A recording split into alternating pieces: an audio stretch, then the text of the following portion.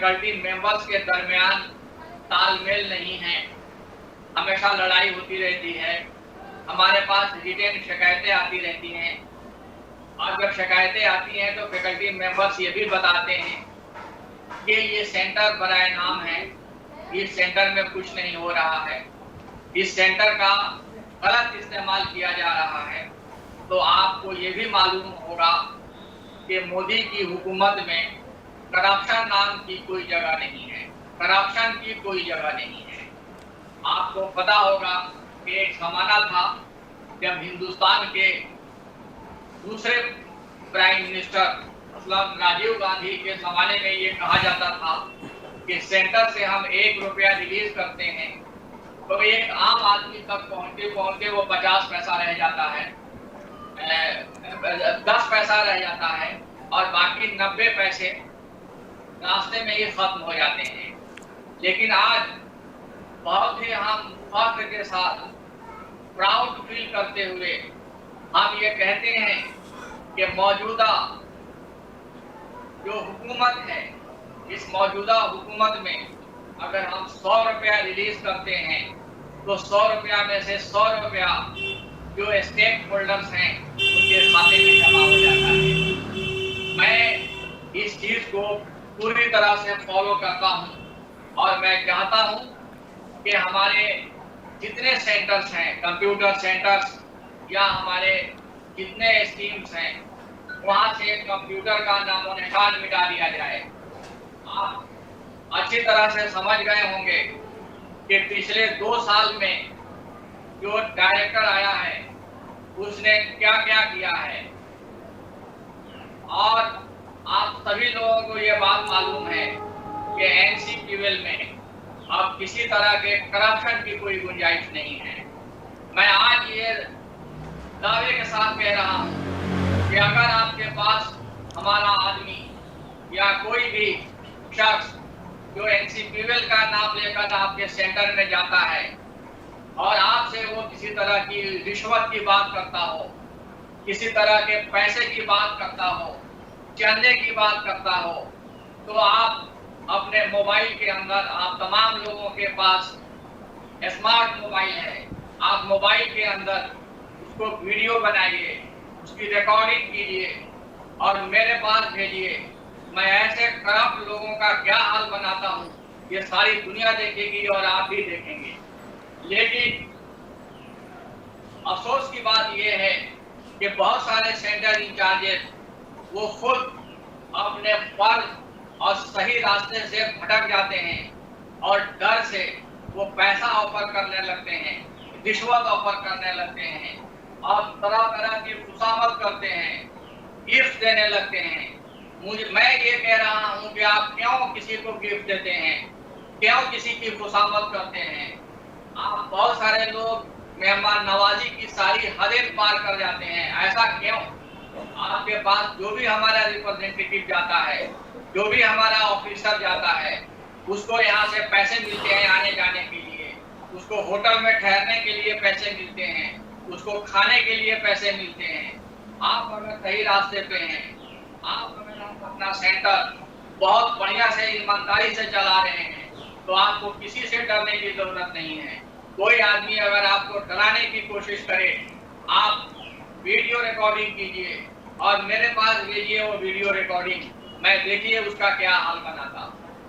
तो मैं आप तमाम लोगों से ये कहना चाहता हूँ कि आपको बिल्कुल सही तरीके से, ईमानदारी से, फेयर से आपको अपने सेंटर को चलाना है।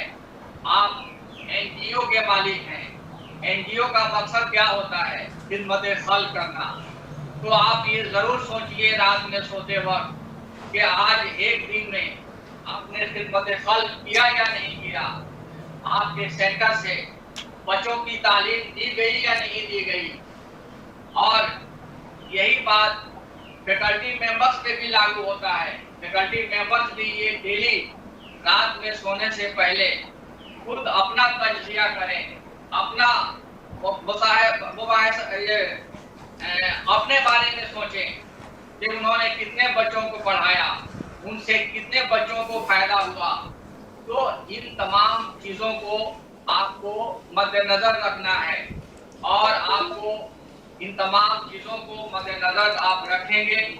आपके अंदर अगर खिदमत खल्क का जज्बा है तो आप सही मानों में आप इस भारत सरकार के रिप्रेजेंटेटिव हैं, आप सही मानों में मोदी के रिप्रेजेंटेटिव हैं, आप सही मानों में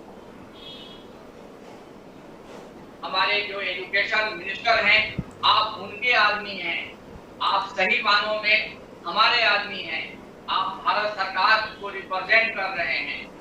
तो इन तमाम बातों को आपको ख्याल रखना है और आपको मालूम है कि हमारा मकसद है उर्दू को फरोग देना, उर्दू जबान को फरोग देना। तो आप उर्दू जबान को फरोग देने में क्या क्या कर रहे हैं इसका भी आपको तजिया करना चाहिए।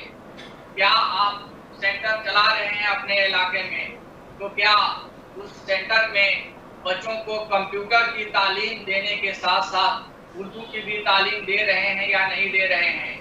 और आपके इलाके में जो दूसरे बच्चे हैं उन दूसरों बच्चों को आप उर्दू के तरफ राग़िब कर रहे हैं या नहीं कर रहे हैं?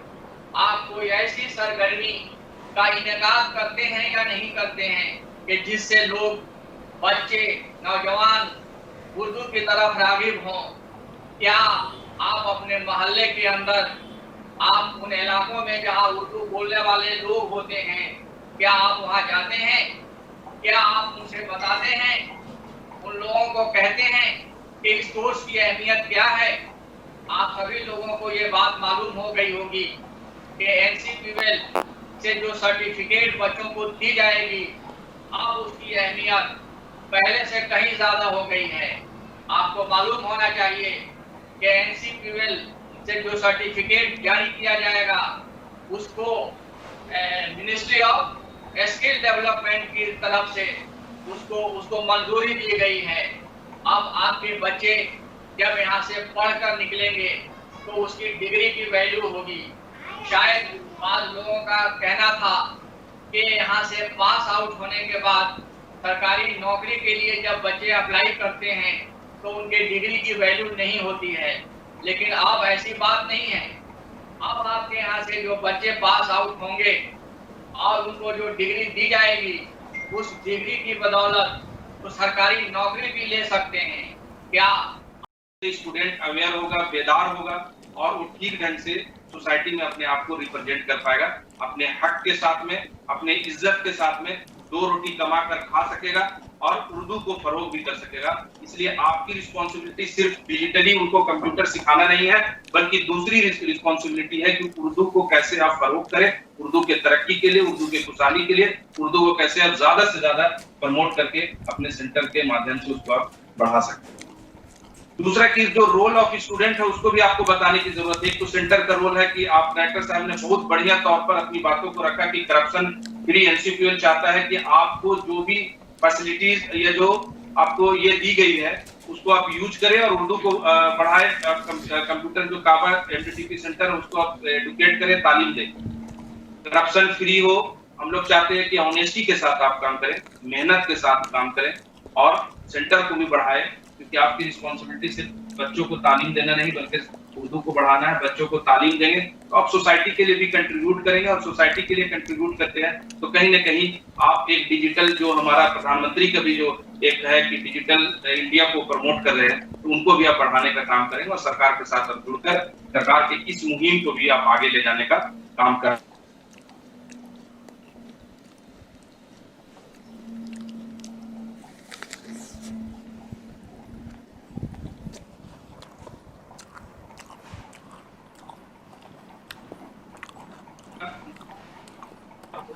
ठीक ढंग से जो भी परेशानी आपके पास में आती है उसको आप लिख कर आप डायरेक्टर साहब को दे। हम लोग बैठे हुए हैं आपके जो परेशानी है उनको दूर करने के लिए। हमारा मकसद है उर्दू का फरोग हो, इस कोर्स को ठीक ढंग से हम बढ़ाए, बच्चों को ज्यादा से ज्यादा तालीम दें। जो बच्चे ऐसे हैं जो जुड़ नहीं पा रहे उनको आप जोड़े, उनको जोड़ने के लिए जो परेशानी हो उनके भी हम ये करेंगे। और हम लोग आपके सेंटर को अब मॉनिटर कर रही है, सरकार चाहती है, मिनिस्टर साहब हमारे चाहते हैं, जो चेयरमैन है, कि इस कोर्स को जो मॉनिटरिंग है वो ठीक ढंग से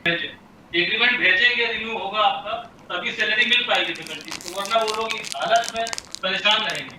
तो मुझे लगता है कि इस हालत में कम से कम आजकल को जो हालात को देखते हुए आप खुद अपनी तरफ से लीनियंसी बरतें, अटेंडेंस टाइमली रहे, एग्रीमेंट साइन करके फौरन भेज दें ताकि उन लोगों की सैलरी मिल जाए। कुछ डिले हमारी तरफ से जो फंडिंग हमारे हम तक नहीं पहुंची है, तो most probably vice chairman director साहब ने बताया था कि बहुत जल्द पैसा आने वाला है, तो जैसे ही पैसा आएगा सबसे पहले आप लोगों की सैलरी के लिए ट्रांसफर किया जाएगा। एक सवाल जो है 17073 से और है कि क्या है, clarify whether student have to appear in both the semester और इन अ सिंगल सेमेस्टर, ये सवाल है। देखिए, आपकी चूंकि ऑनलाइन क्लासेस चल रही हैं, तो दोनों सेमेस्टर में आपको एक साथ अपीयर होना पड़ेगा। एक सेशन एक पहला सेमेस्टर आपको पता है सुबह में होता है, दूसरा सेकंड हाफ में होता है, तो दोनों सेमेस्टर में आपको साथ साथ अपीयर होना पड़ेगा। एक सवाल और आया है कि मेरी इंक्वायरी है कि क्लास कब से स्टार्ट करें। माइक्रोसॉफ्ट, इसमें मैं बता देता हूं कि माइक्रोसॉफ्ट टीम का प्लेटफॉर्म ऑलरेडी हमने आप सभी को प्रोवाइड कर रखा है, आप उसका यूज करें जब तक रेगुलर क्लासेस का कोई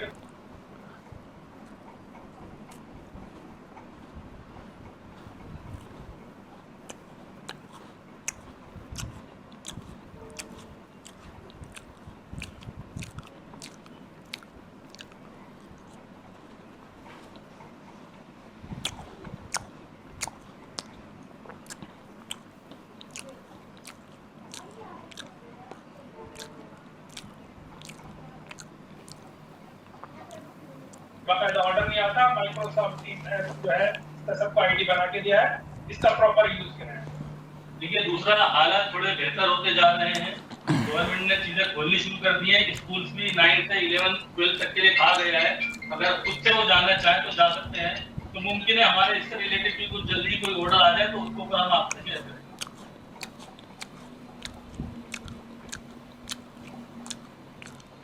एक सवाल जो है वो ये आया है कि जो नए सेंटर्स हैं, जो भी नए सेंटर्स खुले हैं, तो उसमें उनको ये जो माइक्रोसॉफ्ट टीम्स की आईडीज का प्रोवाइड की जाएंगी। अभी जब नाइलेट से सभी एडमिशन हो जाएंगे, नाइलेट से जैसे लिस्ट आएगी सभी को माइक्रोसॉफ्ट टीम की आईडी प्रोवाइड कर दी जाएगी नए सेशन से। अभी चूंकि आपका सेशन, मैं इनकी बात आगे बढ़ाता हूँ अपने साथी की, क्योंकि आपका सेशन जनवरी 2021 से शुरू होना है, तो उसके बाद ही आपकी ऑनलाइन क्लासेस शुरू होंगी या जैसे भी होंगी फिजिकल क्लासेस शुरू होंगी। तो अगर फिजिकल क्लासेस नहीं होती है तो ऑनलाइन क्लासेस का आपको जो आईडी है वो आपको मिल जाएगा। किसी फैकल्टी ने कहा है अपने सेंटर इंचार्ज के बारे में कि उन्होंने जो है जून, जुलाई और अगस्त की अटेंडेंस रिपोर्ट नहीं भेजी है। तो जितने भी सेंटर इंचार्ज जो सुन रहे हो, तो अगर किसी की अटेंडेंस नहीं भेजी गई फैकल्टीज की, तो वो प्लीज भेज दें।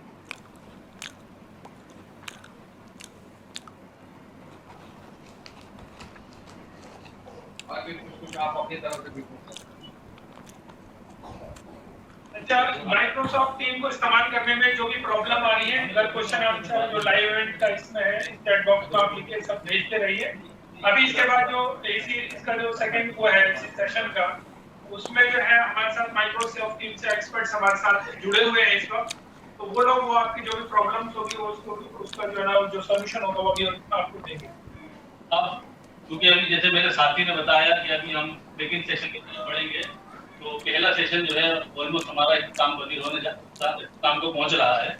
तो मैं सबसे पहले कौमी काउंसिल बराए फरोग उर्दू जमा की जानिब से अपने vice chairman professor Shahid Akhtar साहब का शुक्रिया अदा करना चाहता हूँ कि उन्होंने हमें यानी आप लोगों को भी जो प्रोत्साहन कहा जाता है, जिसे कहते हैं कि प्रोत्साहन किया, आपको उत्तेजित किया ताकि हौसला अफजाई की, ताकि आप काम करने का नया जोश पैदा हो। तो उन्होंने अपने कीमती वक्त में से कितना वक्त निकाल के हमें दिया, उसके लिए तहे दिल से हम उनका शुक्रिया अदा करते हैं। साथ में हमारे डायरेक्टर साहब साहब भी, उनका भी शुक्रिया अदा करता हूँ, जिन्होंने ये हमारे को इन दोनों का यही आइडिया था कि हम आप लोगों से मिलकर बात करें, जिसका हमने शुरुआत की है अभी, और आगे इसको मजीद बेहतर करने की कोशिश करेंगे। शुक्रिया अदा करता हूँ। अजमल साहब का भी शुक्रिया अदा करता हूँ, जिन्होंने अजमल साहब, अफजल साहब और जो मेरी टीम है उसके साथ में जिन्होंने टेक्निकल सपोर्ट दी। अभी हम तो कंटिन्यू करेंगे, तो आपका शुक्रिया जो मेरा ख्याल से हम जब इसको इख्तिताम को पहुंचेंगे तभी करेंगे। वैसे मैं थोड़ा उससे पहले भी कर देता हूँ कि आप लोगों ने हमारे इतने मुख्तसर वक्फे में आप लोगों ने इतनी तादाद में हमें ज्वाइन किया, हमें भी खुशी हुई, हमारा भी हौसला बढ़ा, साथ में आपका भी बड़ा होगा। तो उसके लिए आपका तहे दिल से शुक्रिया अदा करते हैं और अब हम अपने सेकंड सेशन की तरफ बढ़ते हैं। अभी जो है एक सेंटर है 170126, इनका कहना ये है कि जो पोर्टल है उस पे स्टूडेंट की डिटेल जो है रजिस्ट्रेशन जो है ना वो नहीं कर पा रहे, तो इसके लिए इनसे रिक्वेस्ट है सेंटर इंचार्ज से कि इसमें नाइलेट से एक बार इसमें कांटेक्ट करें, नाइलेट वाले इसको इशू को रिजॉल्व करें। इसमें एक बात मैं आपको बताना चाहता हूँ कि हमने जो एडमिशन की डेट थी वो 30 सितंबर तक के लिए बढ़ा दी है।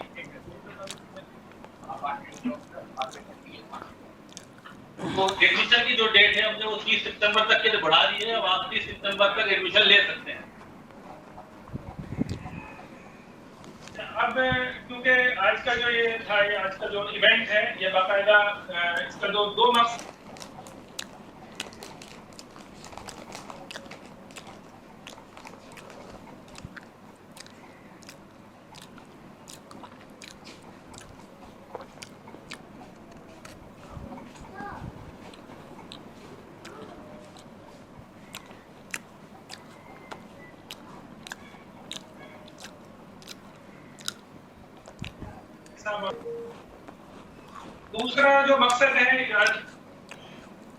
दूसरा मकसद जो आज के इस इवेंट का है वो ये है कि जो माइक्रोसॉफ्ट टीम जो एप्लीकेशन जो आप यूज कर रहे हैं क्लासरूम टीचिंग के लिए, ऑनलाइन क्लासेस के लिए, उसमें जो कुछ भी अगर आपको परेशानियां हैं, कुछ भी हैं, तो वो उसको आज हमारे साथ माइक्रोसॉफ्ट टीम से जो सरन जी हैं, हमारे साथ कौशिक बिस्वाल जी हैं, हमारे साथ जुड़े हुए हैं, स्वाति जी हमारे साथ जुड़ी हुई हैं। ये सब लोग जो है माइक्रोसॉफ्ट की तरफ से और एक्सपर्ट्स हैं। तो अब नेक्स्ट सेशन हम स्टार्ट करेंगे। मैं दरख्वास्त करूंगा प्रज्वल सरन जी से कि वो प्लीज एक बार आप जल्द से जल्द कीजिए। हमने सुना है कि बेशुमार ऐसे हमारे सेंटर्स हैं कि जिनमें एडमिशन लेने के लिए बड़ी परेशानी, मुशक्कत उठानी पड़ती है। तो अब आपको मुशक्कत उठाने की जरूरत नहीं है। आप अगर चाहेंगे तो जितने जरूरत है हमें स्टूडेंट की, उसे दुगुना स्टूडेंट आप ला सकते हैं। जब आप बताएंगे हमारी सर्टिफिकेट की अहमियत क्या है, तो बच्चे खुद ब खुद आएंगे। वैसे जब आप सेंटर चलाते हैं तो आपकी ये कोशिश होनी चाहिए कि मेरी तरफ से अगर आपको कहा गया है कि आपको 50 बच्चों का एडमिशन लेना है, तो आपको कोशिश ये होनी चाहिए कि आपके सेंटर्स में 100 बच्चे हों। मैंने पिछले साल कुछ सेंटर्स का मुआयना किया था और हमने देखा कि उनके कागजात दुरुस्त नहीं हैं। बच्चों से कब पैसे लिए गए, फीस ली गई, वो फीस का सही तरीके से इंदराज नहीं है उनके रजिस्टर के अंदर। हाजिरी भी मैंने देखा कि बाद टीचर्स की हाजिरी नहीं है, बाद स्टूडेंट्स की भी हाजिरी नहीं है। तो अब ऐसा नहीं चलेगा। अब वक्त गुजर गया जब आप जिस तरह से चाहते थे सेंटर इंचार्ज सेंटर लेने के बाद वो अपने मुफाद की बात करते थे, मुफाद की बात सोचते थे। अब ऐसा नहीं होगा। अब आपको स्टूडेंट के मुफाद की बात सोचना होगा, बच्चों के मुफाद की बात करनी होगी। आपको उनको फायदा पहुंचाने के लिए आपको काम करना पड़ेगा। आपको अपना हिसाब किताब दुरुस्त रखना पड़ेगा। बात जगह से मुझे ये भी शिकायत मिलती रहती है कि फला सेंटर में जो गैर कानूनी काम होता है, गैर अखलाकी वहाँ पे सरगर्मियाँ चलती हैं और एंटी नेशनल सरगर्मियाँ भी चलती हैं। तो ऐसे सेंटर्स को भी खबरदार हो जाना चाहिए। अब ऐसा नहीं होगा।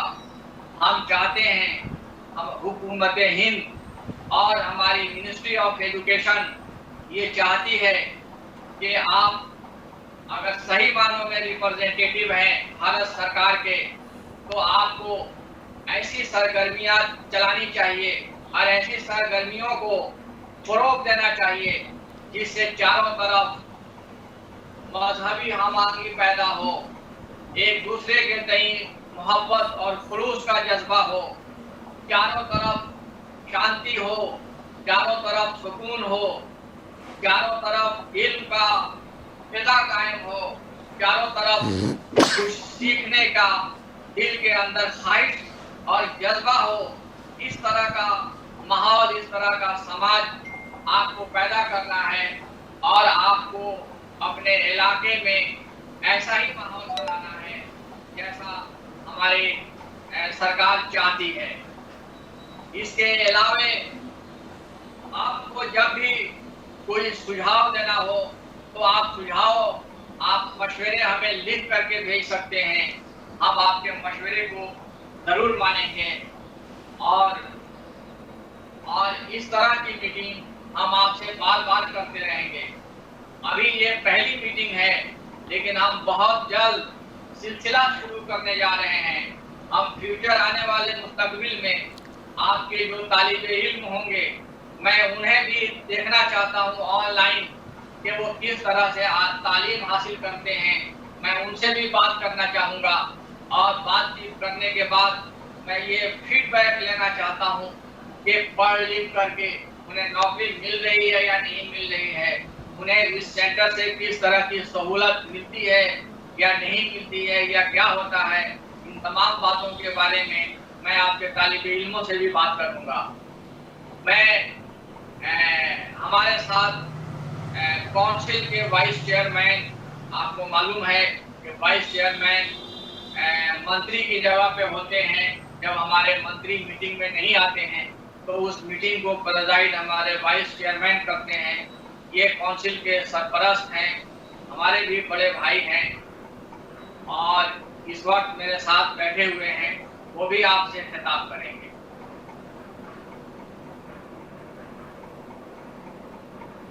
हकीम साहब एनसीपीएल के डायरेक्टर है, उन्होंने अपनी बातों को बहुत सीधे अंदाज में आपके सामने रखा है। जो बातें इन्होंने की है, रोल, फंक्शन, रिस्पॉन्सिबिलिटी एनसीपीएल के क्या है, एनसीपीएल आपसे क्या चाहता है, आपको कैसे सेंटर चलाना है, इन्होंने सारी बातों को ठीक ढंग से आपके सामने रखा है। खास करके कि करप्शन फ्री होना चाहिए, आपका जो रोल होना चाहिए वो स्टूडेंट को ठीक ढंग से तालीम देने का होना चाहिए, साथ ही साथ उर्दू का फरोग होना चाहिए। आज का जो समय है, जो हम लोग कोरोना कोविड-19 से गुजर रहे हैं, मार्च के बाद से जो इश्यूज थे, उनको इश्यूज को तो डॉक्टर साहब ने एड्रेस कर दिया, लेकिन ये कोर्स जो हमारा काबिल टीटीपी का कोर्स है जो कि आप चला रहे हैं, पहले तो जितने लोग भी जुड़े हुए हैं, सेंटर इंचार्ज, टीचर्स और एनजीओ के जो सरपरस्त है, सभी का मैं खैर मकदम करता हूँ एनसीपीएल के वाइस चेयरमैन होने के नाते। साथ ही साथ मैं बहुत ज्यादा बातों को नहीं रखूंगा और आपसे रूबरू होने के लिए मैं आया हूँ, आपकी बातों को सुनूंगा भी और ठीक ढंग से कैसे फिर आगे एनसीपीएल आपके साथ मिलकर कैसे उर्दू का फरोग कर सके और कैसे इस कोर्स को और ज्यादा इस कोर्स की मकबूलियत हो और हम तालीम ज्यादा से ज्यादा लोगों को दे सके, इसके बारे में कुछ बातें मैं रखूंगा। अस्सलाम वालेकुम। पहले तो तहे दिल से आप लोगों का शुक्रिया कि आपने एक ऐसा अरेंज किया जिसमें हम लोग सारे फैकल्टी मेंबर अपनी जो भी पॉइंट ऑफ व्यू है, आप बहुत अच्छा काम कर रहे हैं, रिस्पॉन्स है, तालीम आप दे रहे हैं दूसरों को। खास करके मैं याद करता हूँ कि जब हम लोग तालीम जैसे लॉकडाउन से पहले हम लोग 24 मार्च तक जो तब्दीली आई है, जो बदलाव आए हैं, रेगुलर क्लास के उसके बाद पहले हम लोगों को कोई पहले बात तो कहनी हम होती थी, लोग ऑनलाइन क्लास कोई बातों को गूगल पहुंचानी मीट होती पे थी, चलवाते तो थे, हम लोग लेकिन जब से मीडिया को जो यूज करते थे वो ट्रेडिशनल मीडिया होता था। आज जो कोई बात को हमको करना होता है तो सोशल मीडिया के तहत हम पहुंचाते हैं और डिजिटल मीडिया, आज आपसे जो हम रूबरू हो रहे हैं वो ऑनलाइन मीडिया में हो रहे हैं। ये सब चीजें जो है ये आराम से धीरे धीरे फेजेज में ये बदलाव हुए हैं और ये बदलाव को आपको भी महसूस करना होगा सेंटर इंचार्ज होने के नाते कि आज जो आप है डिजिटल एरा में, डिजिटल युग में या डिजिटल दौर से आपका रास्ता है। आप जो तालीम जो दूसरे को देंगे, तालीम का जो आप जो बच्चे को तालीम देंगे, जो हासिल करेंगे, उसको आप ज्यादा से ज्यादा और लोगों को दे सकते हैं और कैसे आप जो है पूरे दुनिया से कनेक्ट हो सकते हैं इस कोर्स के द्वारा, इंटरनेट के द्वारा, सोशल मीडिया के द्वारा। मैं जब पीजी में ही था कमीशन के चेयरमैन होने के नाते, माइनॉरिटी कमीशन का, तो उसमें कुछ लोग जो वाइस चेयरमैन के पीए बने उनका जब मैंने पूछा उनसे, तो उन्होंने कहा कि मैं काबा एमडीटीपी का कोर्स, देखो वहाँ मरकज़ अदब व साइंस है, वहाँ से कोर्स करके आए हुए थे और उर्दू बहुत अच्छा लिखते थे और कंप्यूटर में उनको बहुत अच्छा नॉलेज था। तब मुझे मालूम हुआ कि NCQL जो है पूरे हिंदुस्तान में इतना बढ़िया काम कर रही है। वही नहीं, फिर मैं दूसरे उर्दू अखबारात में जब मालूम हासिल किया तो जो वहाँ कंप्यूटर में जो एंट्री करते थे DTP के, वो भी जो कोर्स किए हुए हैं, वो भी उसमें NCQL का अहम रोल रहा है। तो NCQL जो आपके माध्यम से जो लोग कोर्स कर रहे हैं उनको जो जॉब लग रही है, वो जॉब मैंने देखा है कि प्रैक्टिकली उनको आप एम्प्लॉयबल बना रहे हैं और उनको जॉब मिल रही है। तो ये कोर्स की जो मकबूलियत है वो बहुत ज्यादा है। मैं कहना चाहता हूँ कि आज डिजिटल एरा में आप इस कोर्स की मकबूलियत को और बढ़ा सकते हैं। अभी छोटे छोटे आप देखे होंगे कि जॉब से रिलेटेड बहुत से, एम्प्लॉयबिलिटी से रिलेटेड बहुत से साइट्स आए हुए हैं। आप उनको भी इसमें अपने कोर्स में जो बच्चे को पढ़ा रहे हैं उसमें उनको बताइए कि वो इंटरनेट से जुड़े जॉब को सर्च करें और ऑनलाइन जॉब भी वो पा सकते हैं और एम्प्लॉयबल हो सकते हैं ऑनलाइन जॉब में और पैसा कमा सकते हैं। बहुत से ये कोविड-19 मार्च के बाद से जो अभी तक में बदलाव जो आए हैं उसमें उर्दू के जो खास करके जो एमडीटीपी से उर्दू जो डीटीपी सीख रहे हैं काबा एमडीटीपी से, उनको भी आप ऑनलाइन मीडियम से जोड़ सकते हैं। तो ऐसे बहुत सारे जो साइट्स हैं उसको आप देखें, उसको अपने साथ इंक्लूड करें, उनके साथ रास्ता कायम करें, उनका लिस्ट बनाएं, उनका डेटा बनाएं, उनका रिकॉर्ड बनाएं और उसके साथ में उनको भी आप जो बच्चे यहाँ से निकल रहे हैं उनको बताएं और उनके साथ उनको जोड़ने का काम करें और उनको वहाँ पर जॉब दिलाने का काम करें, जिससे कि ऑनलाइन घर बैठे हुए भी पैसा कमा सकते हैं। इस कोर्स की इतनी मकबूलियत है। उसके लिए आपको इस कोर्स का इम्पोर्टेंस और इस कोर्स के जो करिकुलम है, जो सिलेबस है, उसको समझने की आपको भी जरूरत है। मैं पुणे में कुछ सेंटर में विजिट करने गया हुआ था। कुछ सेंटर तो बहुत अच्छे चल रहे हैं, कुछ सेंटर में ये शिकायतें थी कि वहाँ ठीक ढंग से कोर्स को स्टूडेंट्स नहीं मिल रहे हैं। तो आपको पहले इस कोर्स का इम्पोर्टेंस को समझना होगा, इसके रोल को समझना होगा, इसके रिस्पॉन्सिबिलिटी को समझना होगा कि मिनिस्ट्री ने, खास करके NCQL ने आपको ये कोर्स दिया किस लिए। आपको ये कोर्स इसलिए मिला है कि आप स्टूडेंट को इसके साथ जोड़े, स्टूडेंट को जोड़ने के साथ में आप उर्दू उनको सिखाएं साथ ही साथ, और उर्दू का फरोग करें। और स्टूडेंट जो ऐसे स्टूडेंट है जो आपके सेंटर से नहीं जुड़ पा रहे, उनको पैम्फलेट, पोस्टर, कुछ एडवर्टाइजमेंट के चैनल से आप उनको इंटीमेट करें, जिससे कि स्टूडेंट आपके सेंटर तक आए। पहली बात, जो सेंटर में स्टूडेंट आ रहे हैं उनको कोर्स के बारे में बताएं, इस कोर्स के इंपोर्टेंस के बारे में बताएं, जो पास्ट सक्सेस रिकॉर्ड है, जो सक्सेस स्टोरी आपका है, उनको बताएं और उनके साथ साथ में आप उनको तैयार करें। क्योंकि मैं देख रहा हूँ कि इसमें बहुत से लोग जो है वो जर्नलिस्ट भी बन रहे हैं हमारे कोर्स सीखने के बाद में। मैं जब मुंबई गया था तो मालूम हुआ कि एक काबा एमडीटीपी से वहाँ के सीनियर IPS जो ऑफिसर्स है कोर्स में एडमिशन लिए और वहाँ से उर्दू के सर्टिफिकेट भी लिए, क्योंकि उर्दू पास करना भी कोर्स में इम्पोर्टेंट है और करना होता है। तो उन्होंने उर्दू को भी पास किया और वो काफी खुश थे। मैं उनसे इंटरेक्ट करने के बाद में मालूम हुआ। तो ऐसे नहीं, इसकी मकबूलियत ऐसे कि लोग IAS IPS और वहाँ के, आपको पहुंचना होगा, आपको बताना होगा कि NCQL का कोर्स है और आपको फक्र महसूस करना होगा कि ये कोर्स आपको मिला है। वहाँ अप्लाई करने वाले बहुत लोग होते हैं, मैं देखता हूँ इस कोर्स में अप्लाई 1200-1500 करते हैं, मिलता है 100 लोगों को, 50 लोगों को मिलता है, 75 लोग ऐसे लोगों को मिलता है। इतने लोगों को हम लोग स्क्रीनिंग करके आपको देते हैं और आप जब इस कोर्स को चलाते हैं तो इसकी इंपोर्टेंस को समझे, लोगों को जोड़े, लोगों को बताएं कि उर्दू के फरोग के लिए आप काम कर रहे हैं, लोगों को डिजिटली जोड़ने के लिए काम कर रहे हैं।